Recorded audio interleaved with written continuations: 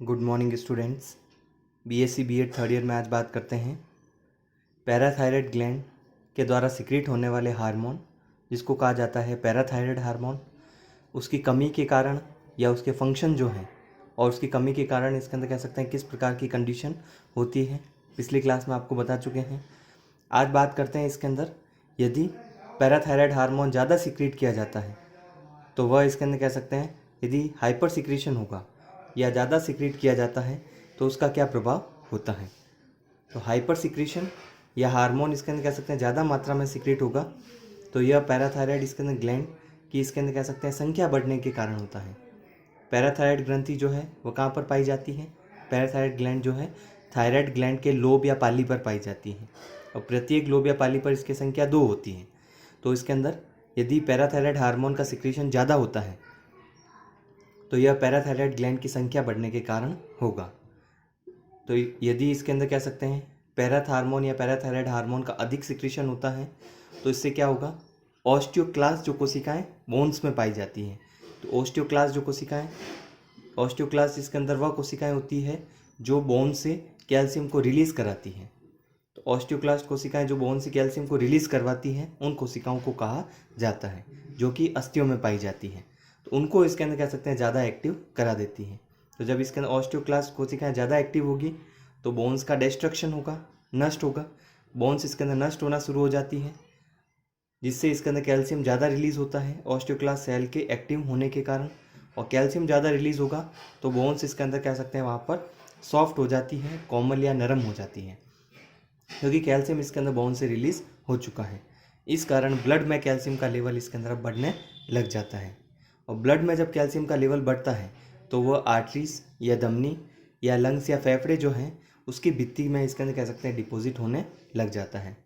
तो हार्मोन ज़्यादा सिक्रीट होगा तो ऑस्टियोक्लास्ट कोशिकाएं एक्टिव होगी, कैल्शियम ज़्यादा रिलीज़ होगा, बोन्स सॉफ्ट हो जाएगी और कैल्शियम इसके अंदर जो ब्लड में यदि लेवल बढ़ेगा तो आर्टरीज और लंग्स की भित्ति में या फेफड़ों की भित्ति में इसकी संख्या इसके अंदर कह सकते हैं या भित्ति में ज़्यादा डिपॉजिट होने लगता है।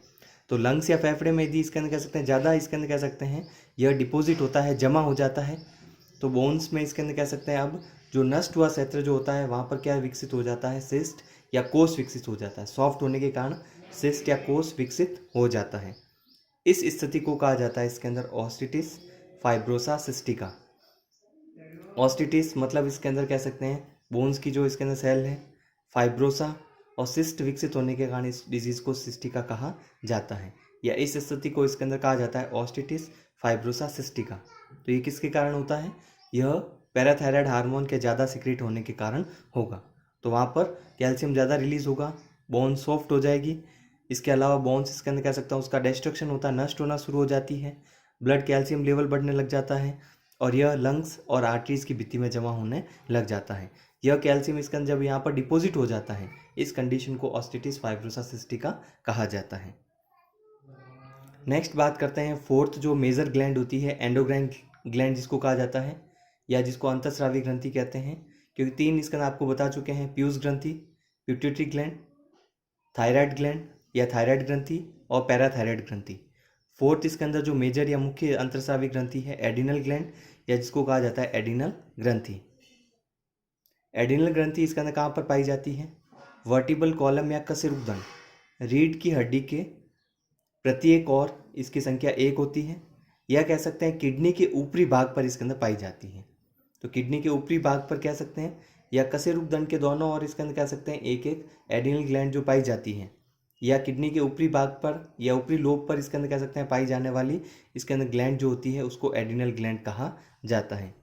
और इसके अंदर एडिनल ग्लैंड इसके अंदर जो आपको बताया जैसे कशेरुकदंड के इसके अंदर दोनों और इसकी संख्या 1-1 होती है और किडनी के ऊपरी भाग पर पाई जाती है। इस कारण इसके अंदर कह सकते हैं इसको सुप्रा रीनल कहा जाता है। सुप्रा रीनल इसके अंदर इसलिए कहा जाता है क्योंकि किडनी के ऊपरी भाग पर होगी। एडिनल ग्लैंड या एडिनल ग्रंथि की संरचना, एडिनल जो ग्रंथि है या एडिनल इसके अंदर ग्लैंड जो है उसकी संरचना किस प्रकार की होती है उसके बारे में यदि बात करें, यह इसके अंदर ग्रंथि जो है 2 अलग अलग भागों से मिलकर बनी होती है। 2 भाग इसके अंदर मुख्य रूप से इसके अंदर एडिनल ग्रंथि में पाए जाते हैं। कौन कौन से? कॉर्टेक्स और मेडुला। और दोनों भाग इसके अंदर क्या होते हैं? संरचनात्मक और कार्य के रूप से। तो क्या जा सकता है, या तो एनाटॉमिकल रूप से, या इसके अंदर कह सकते हैं फिजियोलॉजिकल। कार्य इसके अंदर और उसकी संरचना के आधार पर दोनों भाग अलग अलग होते हैं। इसमें बाह्य भाग जो है इसके अंदर, ये आउटर पार्ट जो होता है जो मिजोडर्म से बनता है। आउटर पार्ट किससे बनेगा इसके अंदर, इसमें आउटर पार्ट जो होगा वो मिजोडर्म से बनता है, और मिजोडर्म से बनने वाला ये भाग जो होता है उसको कॉर्टेक्स कहते हैं। और इसके अंदर इनर पार्ट या आंतरिक भाग जो होता है जो कि इसका न्यूरल क्रेस्ट से बनता है। और न्यूरल क्रेस्ट जो आपको सेकेंड ईयर में बताया गया था कि जब न्यूरल ट्यूब का निर्माण होता है आइस के डेवलपमेंट के दौरान या ब्रेन के डेवलपमेंट के दौरान, न्यूरल क्रेस्ट इसके अंदर कोशिकाएं बनती हैं न्यूरल इसके अंदर के प्लेट से। तो ये न्यूरल क्रेस्ट जो है वह इनर भाग इसके अंदर मेडुला का निर्माण करता है। तो इस प्रकार इसके अंदर संरचनात्मक और क्रियात्मक रूप से दो अलग अलग जो भाग हैं, एनाटॉमिकल और फिजियोलॉजिकल रूप से दो अलग अलग भाग कॉर्टेक्स और मेडुला जो भाग इसके अंदर पाए जाते हैं, ये भाग अलग अलग इसके अंदर संरचना से बनते, एक मिजोडर्म से बनता है, एक न्यूरल क्रेस्ट से बनेगा, और दोनों के कार्य भी अलग अलग होते हैं और दोनों की संरचना भी अलग अलग होती है। तो दो भाग मिलकर इसके अंदर एड्रिनल ग्लैंड का निर्माण करते हैं। इसमें आप डायग्राम इसके अंदर देख सकते हैं कि ये जो डायग्राम है इसके अंदर वह किसका है, एनाटॉमी है या संरचना है एड्रिनल ग्लैंड की, जिसमें अंदर का जो आंतरिक भाग होता है, इनर पार्ट होता है, उसको तो मेडुला कहते हैं, और बाहर का जो भाग होता है, तीन जो लेयर इसके अंदर यहाँ पर दिखाई दे रही है, सबसे बाहर, उसके अंदर और इसके अंदर कह सकते हैं सबसे अंदर की और जो लेयर होती है, ये तीनों भाग इसके अंदर किसके हैं, कॉर्टेक्स भाग के होते हैं। और सबसे अंदर का जो भाग होता है उसको मेडुला कहा जाता है। तो मेडुला और कॉर्टेक्स दो भाग इसके अंदर एड्रिनल ग्रंथि की संरचना में पाए जाते हैं। और इसमें भी जैसे देख सकते हैं कि मेडुला भाग सबसे अंदर पाया जाता है, और कॉर्टेक्स भाग जो है, कॉर्टेक्स में भी बाहर का जो कवर होता है उसको कैप्सूल कहा जाता है। उसके अलावा कॉर्टेक्स भाग तीन लेयर पाई जाती हैं, तीन अलग अलग इसके अंदर कह सकते हैं लेयर मिलकर कॉर्टेक्स भाग का निर्माण करती हैं। तो कॉर्टेक्स भाग में सबसे बाहर वाली लेयर को कहा जाता है जोना ग्लोमेरुलोसा। जोना ग्लोमेरुलोसा जो है वह कॉर्टेक्स भाग की सबसे बाहर वाली लेयर है। बीच की लेयर या मिडल लेयर को कहा जाता है इसके अंदर जोना फेसिकुलेटा। और सबसे इसके अंदर कह सकते हैं अंदर की जो लेयर होती है जो कि इसके अंदर कॉर्टेक्स भाग में पाई जाती है, यह जो लेयर है, ये कंप्लीट इसके अंदर जो लेयर है इसको कहा जाता है जोना रेटिक्युलरिस। तो कॉर्टेक्स भाग में तीन लेयर पाई जाती है, लेकिन मेडुला भाग इसके अंदर एक ही भाग होता है जिसमें कोई इसके अंदर लेयर नहीं पाई जाती है। तो तीन लेयर मिलकर इसके अंदर यहाँ पर कॉर्टेक्स का निर्माण करेगी। जोना रेटिकुलरिस सबसे अंदर, उसके बाहर की ओर या बीच में फेसिकुलेटा, और सबसे बाहर की ओर जोना ग्लोमेरुलोसा, जिसमें अलग अलग प्रकार की कोशिकाएं पाई जाती हैं और तीनों लेयर अलग अलग प्रकार के हार्मोन का सिक्रीशन करती हैं। तो इसके अंदर बात करें तो एड्रिनल ग्रंथि की संरचना जो है उसमें कॉर्टेक्स भाग जो पाया जाता है तीन परत से मिलकर बनता है। अभी आपको बताया इसमें तीन लेयर, तीन परत इसके अंदर कह सकते हैं उससे मिलकर बनता है, और तीन परत जो होती है उसमें अलग अलग प्रकार की कोशिकाएं पाई जाती हैं। और थ्री लेयर कौन कौन सी होती है, जैसे बाहरी स्तर जोना ग्लोमेरुलोसा। जोना ग्लोमेरुलोसा कौन सी लेयर है, सबसे बाहर वाली या आउटर लेयर होती है। इसमें पाई जाने वाली कोशिकाएं किस प्रकार की होती हैं, छोटी होगी और अंडाकार होती हैं। तो छोटी अंडाकार जो कोशिकाएं इसके अंदर पाई जा रही है, small ovoid cell, ovoid shape की अंडाकार कोशिकाएं होती हैं, और छोटी कोशिकाएं होती हैं जो कि इसके अंदर जोना ग्लोमेरुलोसा लेयर का निर्माण करेगी। तो स्मॉल ओवॉइड सेल जो है या कोशिकाएं जो है उससे मिलकर इसके अंदर कह सकते हैं यहाँ पर कॉर्टेक्स भाग का निर्माण, कॉर्टेक्स के जोना ग्लोमेरुलोसा भाग का निर्माण होता है। और ये सबसे बाहर वाली लेयर होगी, और यह इसके अंदर जो लेयर है ये मिनरलोकॉर्टिकॉइड का सिक्रीशन करती है। तो मिनरलोकॉर्टिकॉइड जो होता है इसके अंदर जो हार्मोन है, क्योंकि हार्मोन का सिक्रीशन हमेशा अंतःस्रावी ग्रंथियां करती है, तो यहाँ पर मिनरलोकॉर्टिकॉइड जो है उसका सिक्रीशन किया जाता है। मिनरलोकॉर्टिकॉइड हार्मोन सिक्रेट किए जाते हैं किसके द्वारा, कॉर्टेक्स भाग के बाहरी स्तर जोना ग्लोमेरुलोसा के द्वारा। और मिनरलोकॉर्टिकॉइड का क्या कार्य होता है, सॉल्ट या लवण का और जल का इसके अंदर कह सकते हैं संतुलन का नियमन करना। सॉल्ट सोडियम क्लोराइड और जल वाटर जो है उसका जो बैलेंस है उसको रेगुलेट करना। मतलब इसके अंदर सॉल्ट की कंसंट्रेशन कितनी शरीर के अंदर रहनी चाहिए, कितना बार रिलीज हो सकता है, या पोटेशियम कंसंट्रेशन कितनी रहती है, कितना बार रिलीज होना चाहिए, या वाटर कितनी कंसंट्रेशन बार रिलीज हो सकती है, कितना वापस एब्जॉर्ब होना चाहिए, इसको बैलेंस बनाने का रेगुलेशन जो किया जाता है, नियमन किया जाता है, ये हार्मोन इसके अंदर कह सकते हैं किसके द्वारा, मिनरलोकॉर्टिकॉइड के द्वारा किया जाता है। और ये हार्मोन बाहरी स्तर जोना ग्लोमेरुलोसा के द्वारा सिक्रीट किया जाएगा।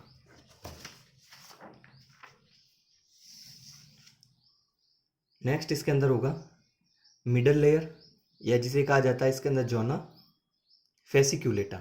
बीच की लेयर जो होती है जोना फेसिक्यूलेटा कहलाती है। फेसिक्यूलेटा जो होती है वह किस प्रकार की कोशिकाओं से मिलकर बनी होती है? जो पॉलीहेड्रल सेल या बहुफलिकीय इसके अंदर कोशिकाओं की इसके अंदर कह सकते हैं बनी होती हैं। तो स्मॉल ओवॉइड शेप की तो जोना ग्लोमेरुलोसा इसके अंदर कह सकते हैं जो लेयर होती है उसमें कोशिकाएं होती हैं, और पॉलीहेड्रल या बहुफलिकीय जो कोशिकाएं होती हैं वह मध्य स्तर इसके अंदर जोना फेसिक्यूलेटा का निर्माण करती है। और यह लेयर जो होती है जैसे जोना ग्लोमेरुलोसा मिनरलोकॉर्टिकॉइड सिक्रीट करती है, और ये सिक्रीट करती है ग्लूकोकॉर्टिकॉइड। और ग्लूकोकॉर्टिकॉइड जैसे इसका नाम से पता चल रहा है कि यह ग्लूकोज या जो कार्बोहाइड्रेट होते हैं उसके इसके अंदर कह सकते हैं उपापचय को इसके अंदर कह सकते हैं ये प्रभावित करती है। कार्बोहाइड्रेट के मेटाबॉलिज्म को, कार्बोहाइड्रेट में जैसे ग्लूकोज है तो ग्लूकोज इसके अंदर जो है उसके इसके अंदर मेटाबॉलिज्म को प्रभावित करना कि इसके अंदर कितना तेज़ी से इसके अंदर ग्लूकोज से क्रैब साइकिल होगा या ग्लाइकोलाइसिस होती है। ग्लाइकोलाइसिस या क्रैब साइकिल जो है उसका मेटाबॉलिज्म है तो कितनी तेज़ी से होगा, तो कार्बोहाइड्रेट के मेटाबॉलिज्म जो है उसको प्रभावित किया जाता है ग्लूकोकॉर्टिकॉइड हार्मोन के द्वारा। क्योंकि जब इसके अंदर ग्लूकोज की आवश्यकता होगी तो तेज़ी से इसके अंदर वहाँ पर ऑक्सीजन जो है वह भी यूज़ होती है, और तेज़ी से इसके अंदर ग्लूकोज को यूज़ करके एटीपी का भी निर्माण करना होता है। तो कार्बोहाइड्रेट के मेटाबॉलिज्म को प्रभावित किया जाता है मिडल लेयर जोना फेसिक्यूलेटा के द्वारा। इसके अलावा आंतरिक जो स्तर होता है, इनर जो लेयर होती है इसके अंदर, इनर लेयर जो होती है उसको कहा जाता है सबसे, और किस भाग की होती है? कॉर्टेक्स भाग की लेयर होगी। तो आंतरिक स्तर को कहा जाता है जोना रेटिकुलरिस। तो जोना रेटिकुलरिस सबसे आंतरिक स्तर होता है कॉर्टेक्स भाग का। वह किसके कांटेक्ट में रहता है? मेडुला भाग के कांटेक्ट में रहेगा।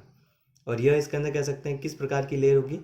अनियमित इसके अंदर कह सकते हैं नेटवर्क युक्त जो कोशिकाएं होती हैं, अनियमित या इरेगुलर इसके अंदर कह सकते हैं नेटवर्क या जाल रूपी कोशिकाओं से मिलकर बना होता है आंतरिक स्तर इनर लेयर, जिसको जोना रेटिकुलरिस कहते हैं। और ये हार्मोन सिक्रीट करते हैं जनन हार्मोन या सेक्स हार्मोन का सिक्रीशन किया जाता है। एस्ट्रोजन और एंड्रोजन जैसे हार्मोन का सिक्रीशन इसके अंदर जो है वह क्या कार्य करेंगे, वह इसके अंदर कह सकते हैं हार्मोन के फंक्शन के बारे में आपको बताएंगे। लेकिन जनन हार्मोन जो सिक्रीट किए जाते हैं वह आंतरिक स्तर इनर लेयर जोना रेटिकुलरिस के द्वारा सिक्रीट किए जाएंगे। तो जोना रेटिकुलरिस जो है वो सिक्रीट करता है यहाँ पर अनियमित आकार की जो कोशिकाएं हैं उस या नेटवर्क जो जाल होता है उससे मिलकर बना होता है। सेक्स हार्मोन सिक्रीट करेगा। ग्लूकोकॉर्टिकॉइड जो है जोना फेसिकुलेटा के द्वारा सिक्रीट होता है, और बाहर वाली लेयर जोना रेटिकुलरिस जो होती है या जोना इसके अंदर कह सकते हैं बाहरी स्तर जो है वह जोना ग्लोमेरुलोसा जो है वह सिक्रीट करता है मिनरलोकॉर्टिकॉइड। तो तीनों अलग अलग प्रकार के कार्य करते हैं, जल का या इसके अंदर सॉल्ट का जो रेगुलेशन करना, संतुलन बनाकर रखना, ग्लूकोज का या कार्बोहाइड्रेट का मेटाबॉलिज्म प्रभावित करना, या सेक्स हार्मोन या जनन हार्मोन सिक्रीट करना। तीन अलग अलग कार्य होते हैं तीनों अलग अलग लेयर के द्वारा, और तीनों में अलग अलग प्रकार की कोशिकाएं भी पाई जाती हैं।